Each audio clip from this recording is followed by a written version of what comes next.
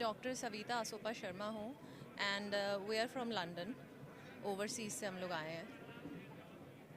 क्या लगता है आपको ये प्रवासी श्रमिक से लेकर क्या कुछ आपका कहना है? So I think it's a great initiative जो इन्होंने किया है from the very first year of their government tenure and they are repeating it as well, जो हर साल हो रहा है। So this spreads a positive message out internationally as well, and they're reaching out to the international audience, especially the investors. So I think Bhajan Lal ji is doing a great job as a chief minister. I have not seen such initiatives earlier. Like, I have come all the way from London, and we have people come here from America as well. एक Hindi Okay, sure. ताकि दर्शक हिंदी में जी जी जी sure. सो मैं ये कहना चाहूँगी कि इस प्रकार का जो इनिशिएटिव है, इस प्रकार की जो पहल है, ऐसी हमने पहले कभी नहीं देखी। इंटरनेशनली देश विदेश अंतर्राष्ट्रीय रूप से जो भजन लाल जी कर रहे हैं, जिस प्रकार से वो दिन रात मेहनत करके फॉरेन के इन्वेस्टर्स को इनवाइट कर रहे हैं, उन्हें यहाँ बुला रहे हैं और सारी चीज़ों को धरातल पे उतार रहे हैं, ये अविश्वसनीय है जिस प्रकार से कार्य जिस गति से होते जा रहे हैं। और आज से पहले हमको देशों विदेशों में भारत को इतनी इज्जत नहीं मिली थी जो अब मिलती है।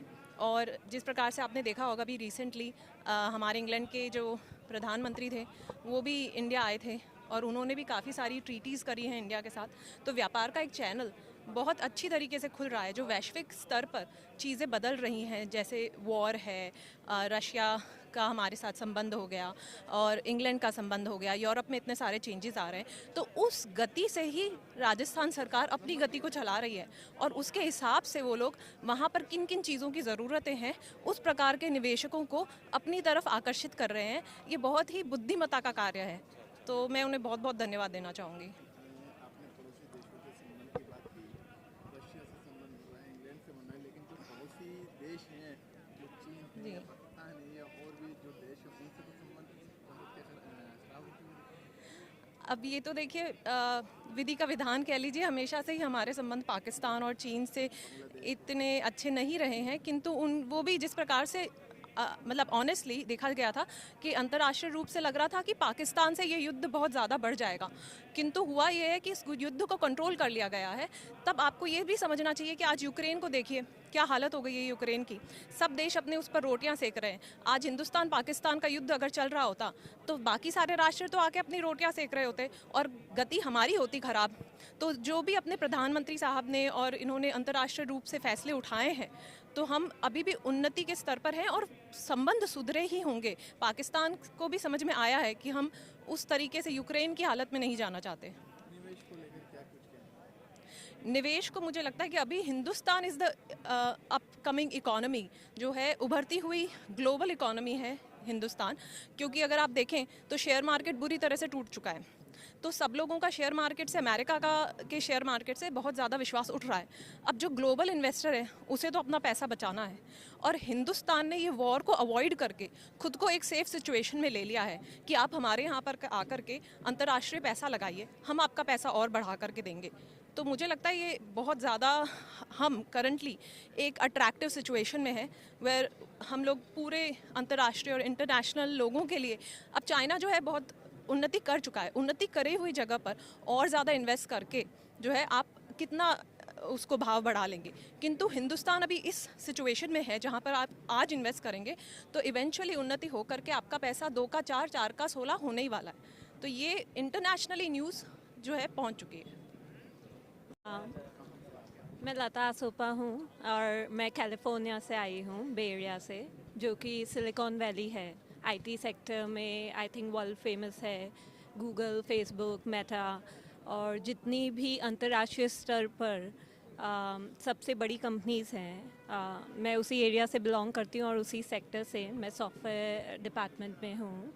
एंड जैसा कि मेरी सिस्टर ने बताया कि हम लास्ट ईयर भी आए थे एंड हम लोग सोलर प्रोजेक्ट्स पे काम करने की पहल कर रहे थे।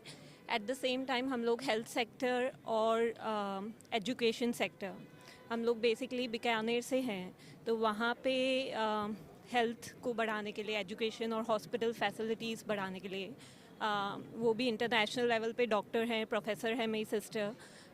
तो हम लोग ये पहल राइजिंग राजस्थान के थ्रू स्टार्ट करना चाह रहे थे और हमने उसके लिए कई MOU साइन किए, सोलर में भी और हेल्थ में भी।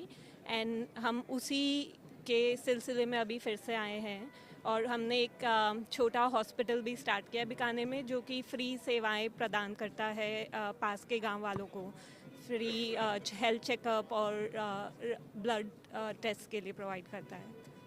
राइजिंग राजस्थान में जो आप लोगों ने असाइनमेंट साइन किए थे, अभी तक वो संकल्प पर किस तरीके से नजर आ रहा है? हाँ, तो अभी उसमें हमने काफ़ी जैसे जो स्टेप्स होते हैं जो कि पहले हमें लगता था कि इम्पॉसिबल हैं, इसलिए हम कभी भी विदेश से आके यहाँ पे निवेश करने का नहीं सोचते थे, क्योंकि जैसा कि आई थिंक इमेज एक बनी हुई थी इंडिया की कि सरकारी काम बहुत स्लो होते हैं, अप्रूवल्स के लिए ऑफिसेस के धक्के खाने पड़ते हैं।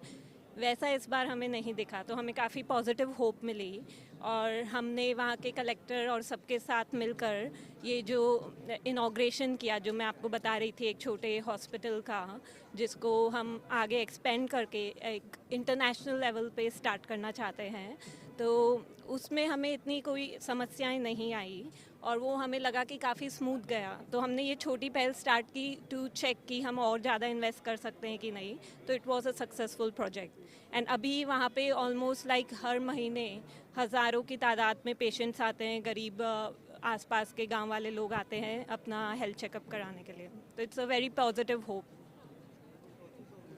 प्रवासी राजस्थान के जरिए आप किस तरीके का निवेश करना चाहेंगे, एक केस पे असाइनमेंट साइन करना चाहेंगे? अभी जैसा मैंने बताया कि हमने 2 MOU साइन किए थे, सोलर रिलेटेड और हेल्थ रिलेटेड, एजुकेशन रिलेटेड।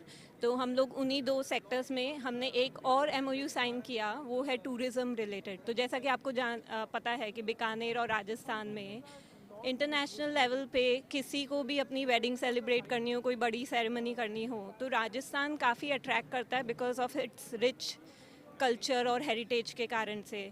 तो एक रॉयल लुक जो आता है उसके लिए I think everyone is excited कि राजस्थान में सेलिब्रेशंस करें। तो हम लोग भी टूरिज़्म के सेक्टर में स्टार्ट करना चाहते थे रिसोर्ट्स, जिसके लिए हमने एक MOU साइन किया है और जिसे अब हम जल्दी ही शुरू करना चाहेंगे बीकानेर में।